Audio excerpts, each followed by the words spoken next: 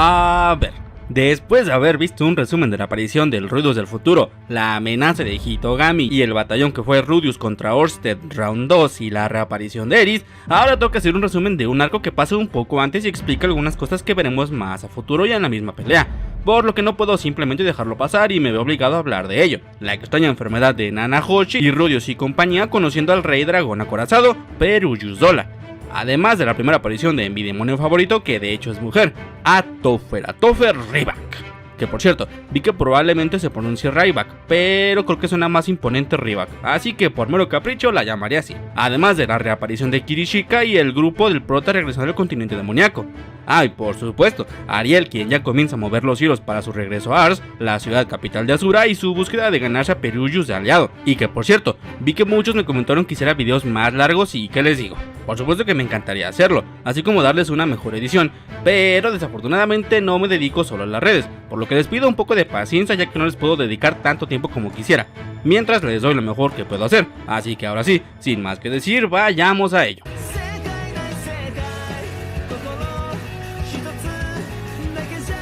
Primero quiero comenzar mencionando que durante el tiempo que Rudy estuvo en el continente Vegarid, Nanahoshi aprovechó para visitar seguido a Sylphie principalmente por dos cuestiones. La primera y la más importante, le encantaba usar el baño de la casa ya que este tenía un estilo tradicional japonés, que como es de esperar para alguien que fue enviado a otro mundo, le daba algo de conexión con su tierra natal. Ahora, en segundo lugar, cuando se enfermaba de pequeñeces como resfriados, también iba con la chica medio elfo, que como sabemos tenía algo de conocimiento de magia de desintoxicación. Entonces una vez Rudy regresó fue que salió la idea de, a modo de agradecimiento por el apoyo brindado, ir a conocer al legendario Peruyus y su impresionante castillo, el Chaos Breaker, que por cierto en una traducción que vi yo vi que le llamaron martillo del caos, así que le había llamado así, pero por lo visto su nombre original en inglés es Chaos Breaker, entonces le llamaría así. Antes de continuar, quiero primero hacer un paréntesis. Y es que hasta donde se quedó el anime realmente no se supo mucho de él, así que veo oportuno hablar de quién es Peruyus Zola. Antes de nada, hay que decir que Peruyus es de la raza dragón, y por este motivo su vida es considerablemente más prolongada y su apariencia es similar a la de Orsted, en el aspecto de que ambos tienen cara de tipo rudo y cabello color plata.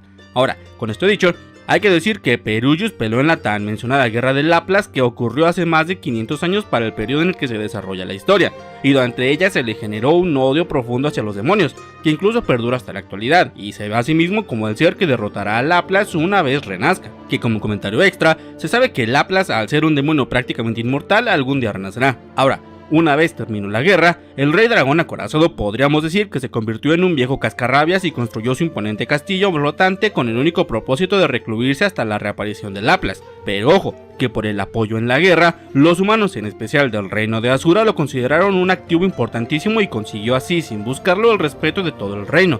Es por esto que alguien como Ariel buscaba su amistad. Además, Peruyus tiene el rango de dios en la magia de barrera e invocación, es así como pudo crear a sus 12 familiares que lo acompañan siempre. Así entonces fue que se quedó en su castillo y nadie volvió a saber más de él. Claro, hasta que conoció a Nanahoshi, creo gracias a Orsted, y le brindó ayuda viendo que la chica estaba interesada en los círculos de teletransportación, algo que a Peruyus le fascina. Y por cierto, hablando de su poder, aunque como ya mencioné su fuerte es sin lugar a dudas la magia de barrera e invocación, hay que decir que en otras áreas no llega a ser tan poderoso. Digo, hablando a gran escala. Por ejemplo, en su mayoría de habilidades posee el rango de santo, que para una persona promedio es bastante fuerte, pero cuando ya lo comparamos con los 7 grandes poderes se queda corto si es que no utiliza una estrategia así como lo hizo Rudy contra Orsted.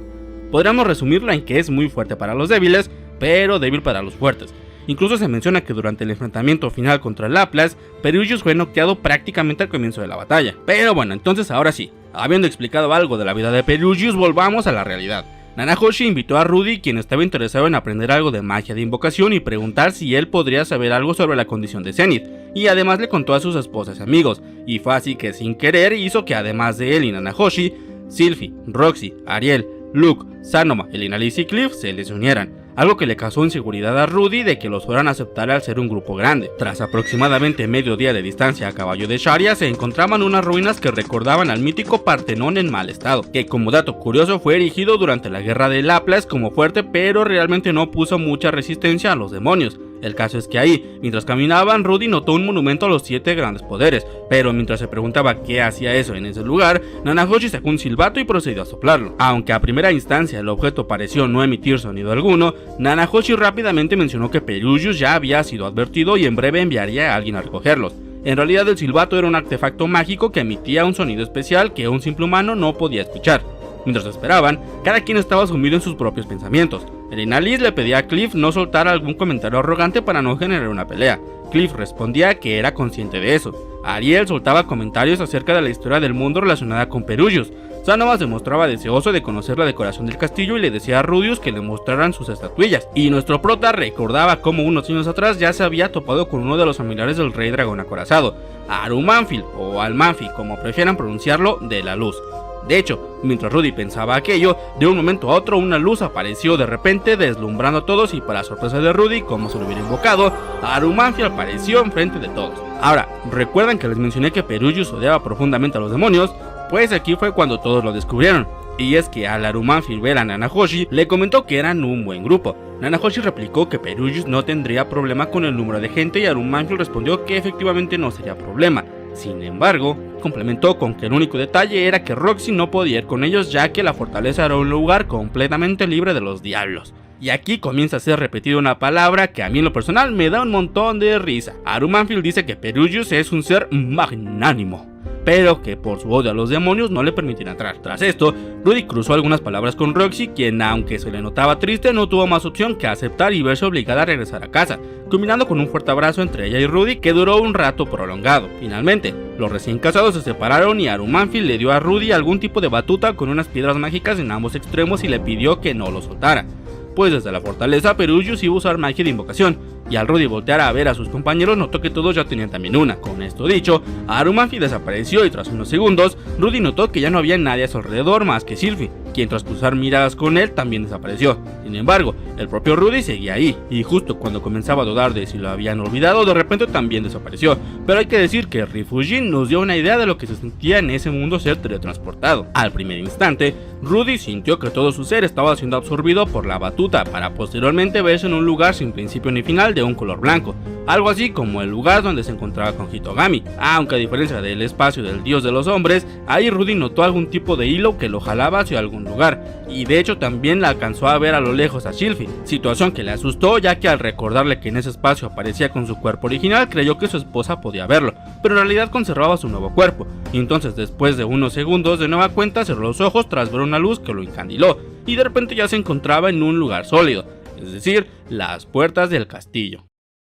Al abrir los ojos, primero Rudy respiró profundo al ver que todo había salido bien, y notó que los demás también estaban ahí, y Sylphie le comentó cómo ese sentimiento le resultó familiar, pues le recordó a lo que sintió cuando fue teletransportado en el desastre de Maná. Ahora, al ver a su alrededor, Rudy notó que todos se encontraban sobre una plataforma de mármol con un enorme círculo de teletransporte en su base similar al que había en las ruinas que lo teletransportaron a Vegarid, y en sus bordes yacía también una corriente de agua que le daba un toque de pura elegancia. Al levantar la mirada, Rudy vislumbró una edificación gigantesca de lo que parecían 50 pisos de alto rodeada de unas torres igual de grandes y unos hermosos jardines, todo mientras surcaban los cielos y atravesaban las nubes. Una vista que aún en este mundo lleno de magia y construcciones sin igual logró quitarles el aliento a todos y cada uno de los asistentes. Espero que la vista desde la fortaleza flotante sea de su agrado, se escuchó desde atrás del grupo. Al voltear, Rudy notó a una mujer de cabellos dorados con su rostro cubierto por una máscara, mientras en una mano llevaba un báculo con una piedra mágica en la punta y vestida de una elegante túnica blanca, además de un par de alas negras que la hacían llamativa a la vista. Se trataba de Silvaril del Vacío, la primera de los familiares de Perullius. Después de presentarse y dejar a todos admirados de su belleza, Silvaril guió al grupo por los jardines del castillo hasta las puertas de la entrada, mientras especialmente Sanova, quien recordemos era un príncipe, no paraba de alabar la majestuosidad del mismo. De hecho, mientras el tercer príncipe de Chiron se impresionaba del arte que yacía en cualquier lugar al que fijara la mirada, Silvaril habló un poco de un personaje que no se menciona mucho, el rey dragón abisal Maxwell, quien siendo un excelente artista y constructor fue el creador de las puertas del Chaosbreaker y el Palacio Blanco del país sagrado de Milis. Y digo que no se menciona mucho porque la misma Silvaril menciona que el rey se encuentra en algún lugar desaparecido si es que sigue vivo. Después de esto, finalmente el grupo entró al castillo, pero algo extraño comenzó a pasar. Al pisar la entrada, tanto a Rudius como a Sylphie les comenzaron a emanar algún tipo de partículas blancas y al instante llamaron la atención de Silvaril, quien primero mencionó que no había problema, ya que en el mundo habían varios como ellos. Pero lo interesante es que les preguntó si las palabras dios humano significaban algo para ambos. Recordando lo traumático que había sido lo que pasó la última vez que alguien le preguntó eso y sabiendo que ahora Sylphie podría ser lastimada dependiendo de lo que contestara, Rudy, tratando de verse tranquilo, respondió que jamás en su vida había escuchado ese nombre, a lo que Silvari les preguntó si el nombre no les provocaba un odio inconmensurable y unas grandes ganas de asesinar, pero de nueva cuenta Rudy y ahora también Sylvie negaron con la cabeza, mientras a Rudy le venía a la mente la reacción de Orsted al oír esas palabras. Así, el grupo siguió recorriendo el castillo mientras todos seguían maravillados, pues a cada lugar y habitación que miraban se encontraban con esculturas dignas del mejor museo, interiores impresionantes merecedoras de la realeza y hasta largas alfombras decoradas con grabados de oro, y finalmente tras caminar cerca de una hora, finalmente llegaron a las puertas que daban a la sala de audiencias, o en otras palabras, el lugar en el que el legendario rey dragón acorazado se encontraba junto con sus 11 familiares. Al abrir las grandes puertas, Rudy quedó estupefacto al ver a un sujeto que imponía respeto con solo mirarlo sentado en un trono, y rodeado de un grupo de lo que parecían ser personas, todos vestidos con un atuendo único pero compartiendo el color blanco como primario. Comandados por Silvari y Nanahoshi, el grupo comenzó a caminar hacia el trono, mientras Rudy trataba de pasar desapercibido y pensaba en qué tan fuertes serían los familiares del rey dragón acorazado, recordando que al menos Arum Manfield fue capaz de seguir el ritmo a Ghislaine, quien poseía el rango de reina de la espada. Ahora, una vez el grupo se quedó a unos pasos de Perugius, Silvari y Arum Manfield se situaron a cada lado del hombre dragón, mientras que los demás familiares mantenían sus posturas, quedando 5 por cada lado y los antes mencionados como las dos manos derecha e izquierda del rey. Yo soy el rey dragón acorazado, Perugius Dola. Se presentó el hombre de cabellos plateados. Nanahoshi ante esto dijo: Ha pasado tiempo, Lord Perugius. Como lo prometí, he vuelto. Y se postró en señal de respeto con una rodilla sobre el suelo, acto que los demás acompañantes imitaron, excepto Rudy, quien solo hizo una reverencia al más estilo japonés. Tras esto, Perugius volvió a hablar con Nanahoshi, mencionando que si estaba ahí de nueva cuenta era porque la chica ya había encontrado la forma de teletransportar cosas de otro mundo a su realidad, recibiendo una respuesta satisfactoria, aunque con Nanahoshi mencionando que no estaba segura de si los resultados eran los mejores, pero Perugius mencionando que para la raza dragón era más importante la constante búsqueda de conocimiento que el resultado final. Y la charla finalizando con Nanahoshi preguntando si con este avance ahora le enseñaría sobre la magia de invocación, es decir, que ambos habían acordado que si Nanahoshi lograba traer algo de otro mundo, Perugius le permitiría saber más sobre este tipo de magia, el cual era prácticamente prohibido por haberse salido de control en el pasado. Con esto dicho, Nanahoshi mencionó que sus acompañantes estaban ahí como recompensa por haberle ayudado con su investigación, recibiendo un simple resoplido de aburrimiento por parte de Perugius, pero ahora quien alzó la voz fue otra persona, le tocaba a Ariel hablar. La rubia se presentó intencionalmente con bombo y platillo como Ariel Anemoi Asura, segunda princesa del reino de Asura, y recibió una humillante respuesta por Perugius en un tono de superioridad que dijo: Ariel Anemoi Asura, ya sé quién eres. Eres la perdedora de esa sucia pelea interna por el reino de Asura, pero te rehusas a perder, arrastrando a los tuyos a la deshonrosa disputa. Niña ilusa. Al instante, Luke se calentó como si su eterno rival le festejara un gol en la cara, pero fue detenido por la misma Ariel, quien solo levantó su mano y dijo: Está en lo correcto, aunque es una manera dura de verlo. Ahora, Perugius, siendo un viejo lobo de mar, inmediatamente se dio cuenta de las intenciones de Ariel, queriendo buscar alianza, y se lo hizo saber. Pero la princesa contestó que solo quería conocer al legendario rey dragón acorazado, pero de nueva cuenta en un tono totalmente burlesco, Perugius dijo que podía ver a través de ella y no le mintiera. Tras esto, Rudy volteó a ver a Ariel y por primera vez en su vida la notó con una cara totalmente desfigurada y sacada de quicio, denotando su clara frustración ante las burlas del hombre dragón, aunque eso sí, Perugius le reconoció que al menos se había atrevido a ir al castillo y le permitió quedarse ahí. Después de esto, ahora sí le tocó el turno a Rudy. Perugius abrió la conversación diciendo: ¿Y qué hay de ti? Y al voltear atrás, Rudy se dio cuenta que era el único del grupo que seguía en pie, pensando que tal vez Perugius lo consideraba el más importante después de Nanahoshi y Ariel. Es un placer, mi nombre es Rudius Greira, dijo el prota, recibiendo como respuesta que trasladarlo ahí fue algo problemático. Rudius Greira, tuve dificultades para traerte aquí.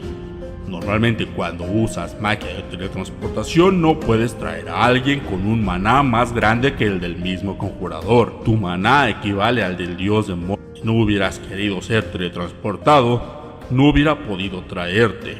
Después Perugius le advirtió con no usar esa increíble magia en su castillo, y Rudy le comentó que no se preocupara, no le guardaba rencor por el semi-enfrentamiento del día del desastre, pero para su sorpresa Perullius ni siquiera lo recordaba. Me refiero a Rudy, no al día. Y además también dijo que sabía que en el pasado había herido a Ørsted, refiriéndose a la vez que de niño le hizo un rasguño, y dijo que algo así podía hacer que se confiara, pero que si osaba enfrentarlo a él, la morición será lo único que obtendría.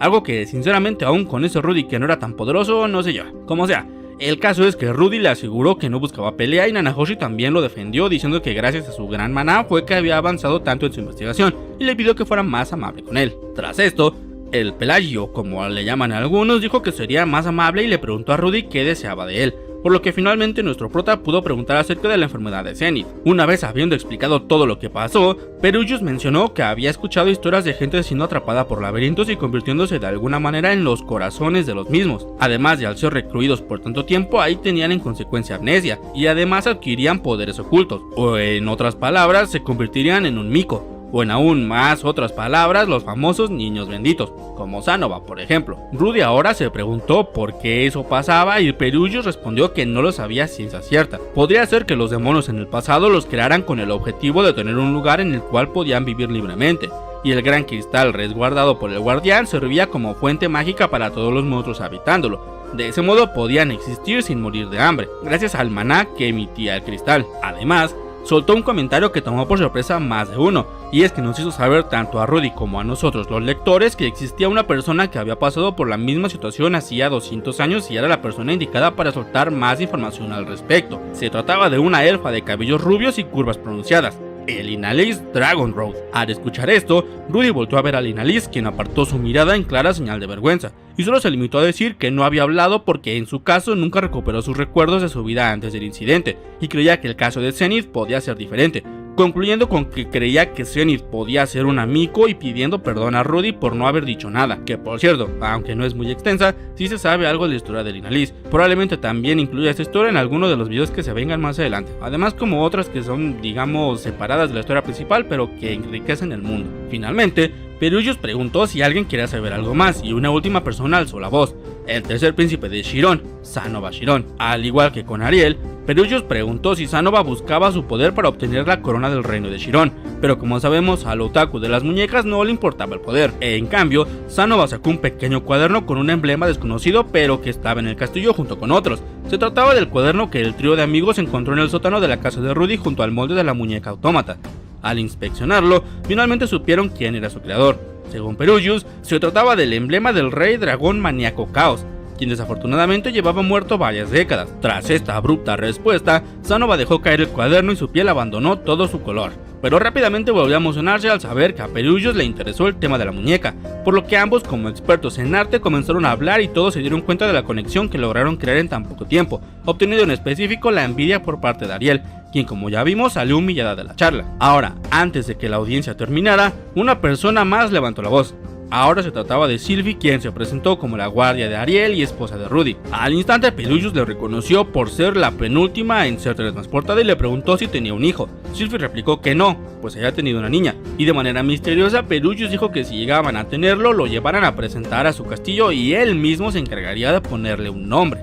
Con esto dicho, Sylvie preguntó si sabía algo más del desastre de Maná, y Perullius contestó que ni él mismo había podido averiguar algo, finalizando así con la presentación. Aunque la charla fue solo de unos minutos, tanto Rudy como probablemente tú, querido espectador, se sintió saturado de tanta información de golpe y se fue directo a su habitación vacacional. Y después de pensar en lo que había pasado y recordar los distintos reyes dragón que al menos en nombre ahora conocía, se acostó a dormir, terminando así también con este video. En el próximo veremos más de Ariel siendo dejada de lado por Perullius, la historia de Inalis, la nueva amistad de Sanova y el rey dragón acorazado y lo más importante, el comienzo de la rara enfermedad de Nanahoshi. Por último, espero que te haya gustado y te recuerdo que si quieres saber más de algún otro personaje o serie, dejes tu recomendación en los comentarios, así como tu suscripción y like para seguirlo ayudando a crecer a este humilde canal.